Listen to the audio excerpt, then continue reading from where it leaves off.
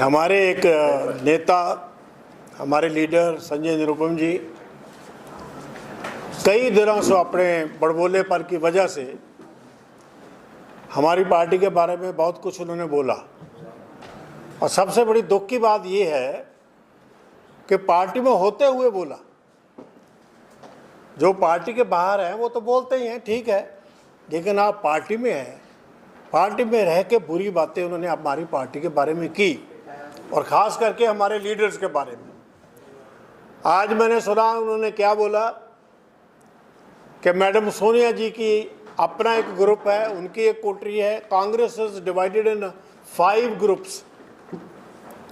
एक राहुल गांधी जी का ग्रुप है, वो अपना ग्रुप है, और बहन जी का अपना ग्रुप है, ऐसे बोले, जिनको हम सारे रेस्पेक्ट से मैडम प्रियंका जी कहते हैं, प्रियंका जी वाड्रा, उनको वो आज कहते हैं बहन जी का अपना ग्रुप है, और खड़गे साहब का अपना ग्रुप है, और केसी वेणुगोपाल साहब का अपना ग्रुप है।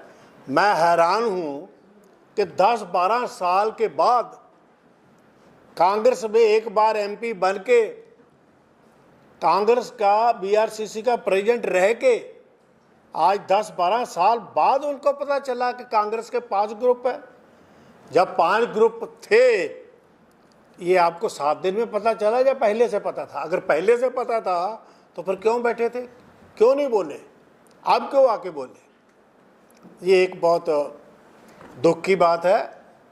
और कई बार उन्होंने ये भी कहा कि मुझे कांग्रेस ने क्या दिया।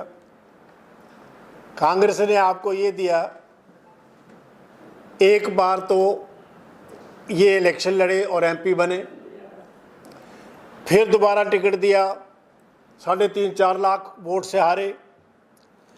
इतना मार्जिन के हारने के बाद फिर उनको एक बार टिकट दिया और 2.25 लाख 2.5 लाख वोट से हारे, और फिर भी उनको प्रेसिडेंट बनाए रखा कांग्रेस का, एमआरसीसी का। और हर बात में, हर कोई भी मुंबई की कोई भी डिसीजन या कोई भी बात कार्ड पार्टी लेती थी, कांग्रेस पार्टी, तो ये उसके हिस्सा होते थे। और ऐसे आदमी ने हमारा जो डिस्ट्रिक्ट था नॉर्थ वेस्ट, ये बेस्ट डिस्ट्रिक्ट था। क्यों बेस्ट डिस्ट्रिक्ट मैं कह रहा हूँ अपने मेरे भाइयों के सामने, मैं क्यों कह रहा हूँ? क्योंकि मैं यहाँ पर 35 ईयर से यहाँ काम कर रहा हूँ। मैं पहली बार यहाँ एमएलए बना था 85 में बना था।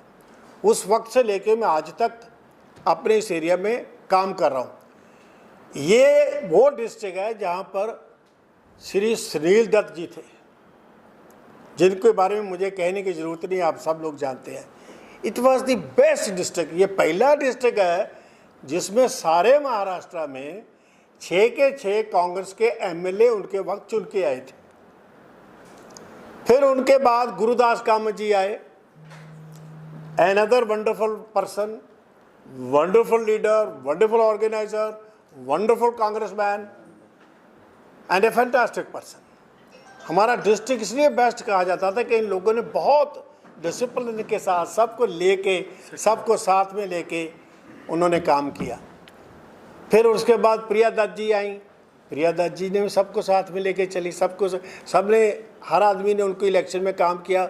और वो जो सुनील दत्त जी की बेटी होते हैं, और सुनील दत्त जी का ये जो एहसान थे सब कांग्रेस के जो एमएलए थे और बाकी सब वर्कर्स पे, ऐसे टूट के पड़ गए काम के लिए कि उनको मार्जिन जो था वो मैक्सिमम मार्जिन से प्रिया दत्त जी जीती। इस डिस्ट्रिक्ट का, इस पार्लियामेंट का वो रिकॉर्ड है। और ये साहब हमारे ऐसे हैं, इन्होंने सारी कांग्रेस को बांट दिया, ग्रुपिज्म खड़े कर दिए, बलदेव खोसा के किसी को खड़ा कर दिया, किसी को किसी के सामने खड़ा कर दिया, और एक ही काम किया कि कांग्रेस को कैसे डिवाइड करना है। और जबकि राहुल गांधी जी खुद कहते हैं कि कांग्रेस को अगर खतरा है तो कांग्रेस के लोगों से ही है, वो लोग ये हैं, ऐसे लोग हैं जो कांग्रेस का नुकसान करते हैं। अभी मैं आप लोगों को ये भी बताना चाहता हूँ कि पिछले इलेक्शन में 2019 में इन्होंने एक प्रेस कॉन्फ्रेंस ली थी। अगर उस वक्त आप में से कोई भाई मेरा होगा, उन्होंने कहा था कि मैंने एक ही सीट मांगी 288 सीट से महाराष्ट्र से मैंने एक ही सीट मांगी और कांग्रेस मुझे वो सीट क्यों नहीं दे रही। तो वहाँ पर हाईकमांड ने इनको बोला कि आप एक सीट क्यों मांग रहे हैं, हम आपको 10 सीट देते हैं, और आप सिर्फ वर्सोवा ही क्यों मांग रहे हैं। क्योंकि वर्सोवा के लिए इनकी किसी के साथ कमिटमेंट थी। उन लोग हमारी हाईकमांड लेट श्री अहमद भाई ने कहा कि हम आपको 10 सीटें देने को तैयार हो, आप मांगो। लेकिन उन्होंने कहा नहीं, मुझे वर्सोवा ही चाहिए। क्यों चाहिए? ओनली वर्सोवा, क्योंकि कोई किसी के साथ कुछ कमिटमेंट डील हो चुकी थी। और इनका आपको ये भी मालूम होगा कि इन्होंने ये भी कहा था, खरगे साहब के खिलाफ बोले थे और ये भी कहा था कि मैं कांग्रेस के लिए कैंपेन नहीं करूंगा। अरे भाई, तू कैंपेन नहीं करेगा, ठीक है, चुप करके घर बैठ गया। लेकिन इसने खास करके, मैं इसलिए नहीं कह रहा क्योंकि मैं कैंडिडेट था, इसने उस वक्त के कांग्रेस के कैंडिडेट का विरोध किया और इसके कांग्रेस जो है 5100 वोट से हारी। अगर ये ऐसा नहीं स्टेप लेते, ये तो मैं मानता हूँ कि वो एमपी रहे हैं, उनके इतने तो 8-10 हज़ार वोट तो होंगे ही, हालांकि वो 30,000 माइनस थे और मैं उसी वर्सोवा में 5,000 माइनस था। और उन्होंने ऐसा काम किया और मेरे साथ दोस्त बैठे हैं, मैंने जान लड़ा दी उनकी इलेक्शन में। मैंने डे नाइट एक कर दी इलेक्शन में, क्योंकि मेरा ये प्रिंसिपल है कि वट एवर इज्जत 1-2% जो मैं थोड़ी बहुत भी इज्जत या रेपुटेशन यहाँ कमाया हुआ है, तो वो मेरी पार्टी की वजह से है, मेरा उसमें कुछ नहीं है। अगर कांग्रेस पार्टी की वजह से ही whatever I am today I am, नहीं तो मैं कुछ भी नहीं हूँ। और उस पार्टी को अगर मैं ज़िंदगी में कभी धोखा दूँ तो मुझे इससे ज़्यादा बुरी बात नहीं हो सकती। एक और बात बताऊँ मैं, लास्ट इलेक्शन जब ये हारे तो इन हिज ओन बिल्डिंग, ये रेपुटेशन है इनका, इन his own building he was minus. अभी ये बताइए, और भी हमारे रिस्पेक्टेड आदमी हैं, पार्टी छोड़ के गए हैं कई लोग, लेकिन कोई आदमी कांग्रेस के खिलाफ जाने के बाद गांधी फैमिली या प्रेसिडेंट ऑफ कांग्रेस के बारे में बुरा नहीं कहा। आपको मालूम होगा शत्रुघ्न सिन्हा साहब कांग्रेस में थे, उन्होंने कहा कि मुझे अफसोस है कि मुझे गांधी फैमिली के साथ छोड़ना पड़ रहा है, पर मैं गांधी फैमिली की बहुत इज्जत करता हूँ और मैं अपने पर्सनल रीजंस की वजह से जा रहा हूँ, but I love this party, ये उन्होंने कहा था। तो ऐसा है, आप जाना भी है तो ब्यूटीफुली जाओ, ब्यूटीफुली घर छोड़ो। जिस पार्टी ने आपको इतना कुछ दिया, इतने ऑनर दिया, उसको इतना बड़बोलापन है। जब से ये बीआरसीसी भी आए हैं, ना कोई डिसिप्लिन है, ना कोई काम। हम देखते हैरान रहते थे, मेरे जैसे इंसान जो 7 बार मुझे कांग्रेस ने ticket the, 7 times, this is the record in Bombay, 7 times मुझे कांग्रेस ने टिकट दी और मैं 4 बार उनमें से जीता।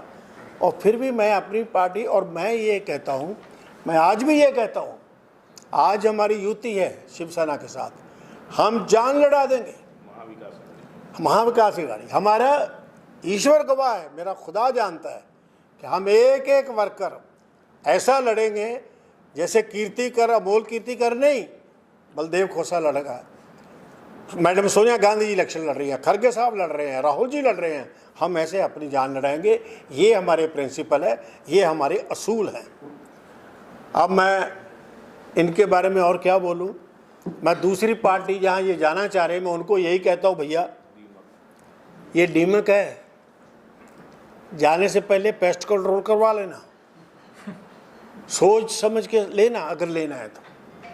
क्योंकि जब ये सड़कों पे घूमते थे, आप लोगों को याद होगा, आप काफ़ी मेरे भाई को सीनियर लोग बैठे हैं, बाला साहब ने इनको लाया, बाला साहब ठाकरे जी, और इनको संपादक तक बनवाया और इनको अच्छी रिस्पॉन्सिबिलिटी दी, और शिवसेना ने इस आदमी को कुछ भी ना होते हुए एमपी बनाया, राज्यसभा एमपी बनाया, आपको याद होगा।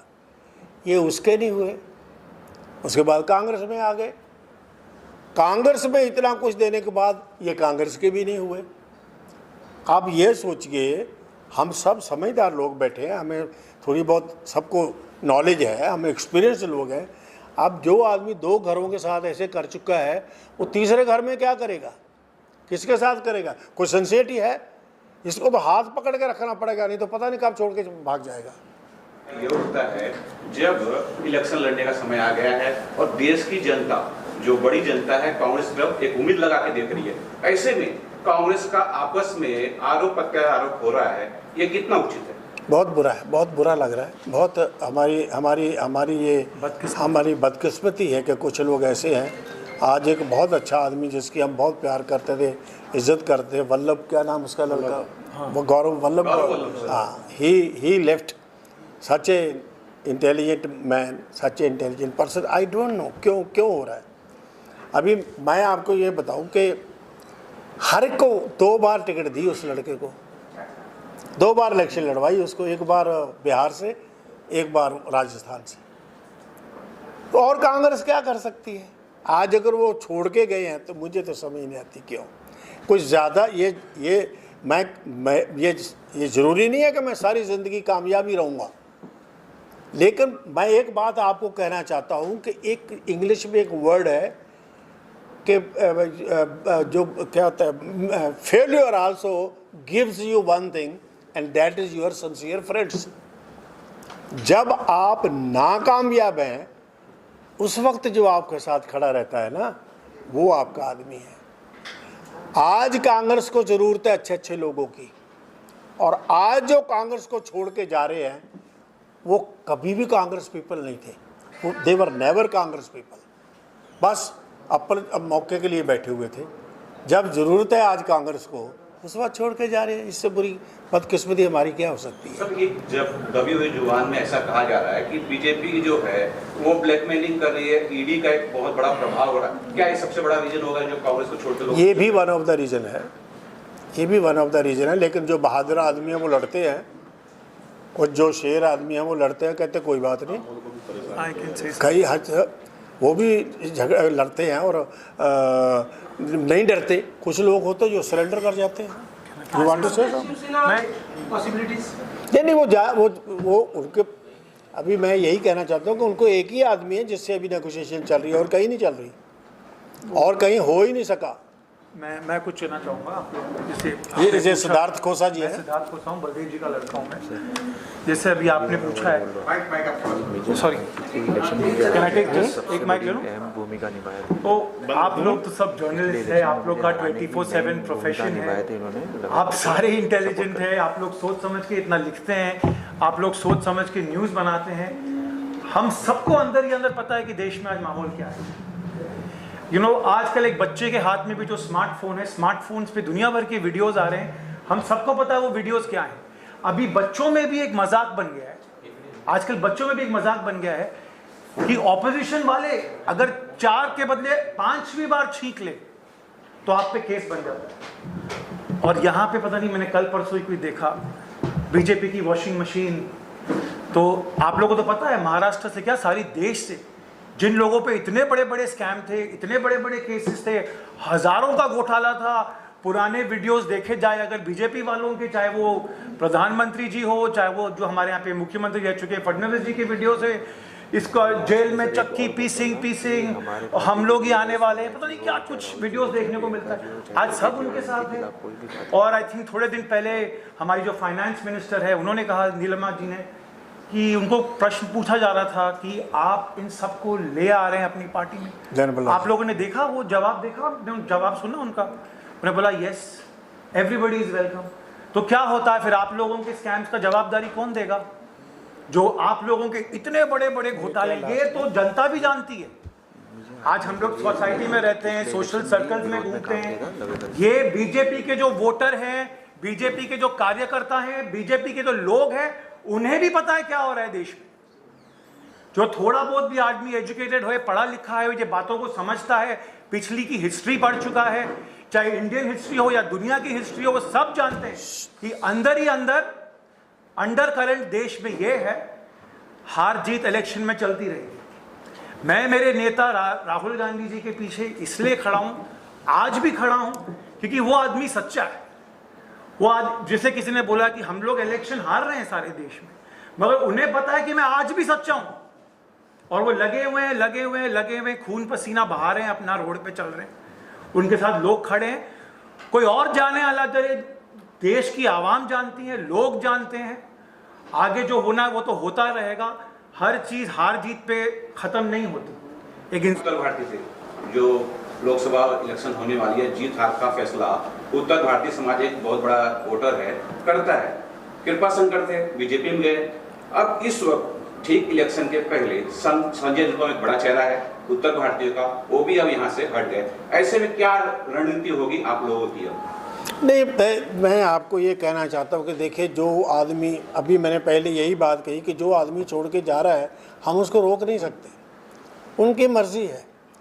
लेकिन हम अपनी पूरी मेहनत से काम करेंगे, हमें अपनी मेहनत पे भरोसा है, हमारे अपने लोगों पे भरोसा है। अभी जो हमारा कैंडिडेट है उस पर हमें भरोसा है। ये तो चलता है। देखो, मैं आपको बताऊँ, मैंने अभी बोला, मैं लास्ट की इलेक्शन ये लोगों ने मेरे खिलाफ काम किया तो मैं इलेक्शन हारा। लेकिन मैं आज एक और बात कहना चाहता हूँ कि ऐसा लीडर, ये जो लीडर है, ये कभी भी हमारे किसी भी हाई कमांड के बारे में कुछ भी बोलेंगे, मैं इस चीज़ को बर्दाश्त नहीं करूँगा और ना मैं उनको ये बोलने दूँगा, क्योंकि हम अपने लीडरों की इज्जत करते हैं और करते रहेंगे। और अगर हमारे हर एक आदमी को हक है अगेंस्ट बोलेंगे, अगेंस्ट बोलो, लेकिन पर्सनल अटैक हम बर्दाश्त नहीं करेंगे। ज़्यादा वोट नहीं मिले तो इसका क्या, कितने वोट मिले, किस तरह कोई रिकॉर्ड नहीं, बट मुझे वहाँ से बोला किसी ने कि तो sir I have the statistics. अच्छा पूछा आपने, क्योंकि मुझे किसी ने आज, आई थिंक बूथ नंबर 256 में रहते हैं वो, वर्सोवा के। पर्सनल अटैक तो बोला किसी ने। कांग्रेस के कैंडिडेट थे 2019 में हमारी पार्टी के। Shiv Sena UT candidate BJP Shiv Sena 419 votes, Sanjay Nirupam 182। ये उनका खुद का जो trailing in his own booth by 236 votes. मैं वो बोलना नहीं चाह रहा था, मगर बस पिताजी ने बोल दिया तो मैं आपको स्टैटिस्टिक्स दिया। ये उन्हीं की सोसाइटी, ये उन्हीं सोसाइटी नहीं, जो बूथ होता है, बाहर के भी नहीं होता। और पिताजी 1000 वोट होते बूथ में। जिस कैंडिडेट, मैं नाम किसी का नहीं लूंगा, क्योंकि 2019 में हम लोग वहीं पे दिल्ली में थे, जिस कैंडिडेट के लिए ये इतना जोर लगा रहे थे कि बस मुझे यही टिकट चाहिए, ये पता नहीं क्या डीलिंग हुई, क्या कॉम्प्रोमाइज फॉर्मूला हुआ, क्या वो मैं इस चीज़ में पढ़ना नहीं चाहता।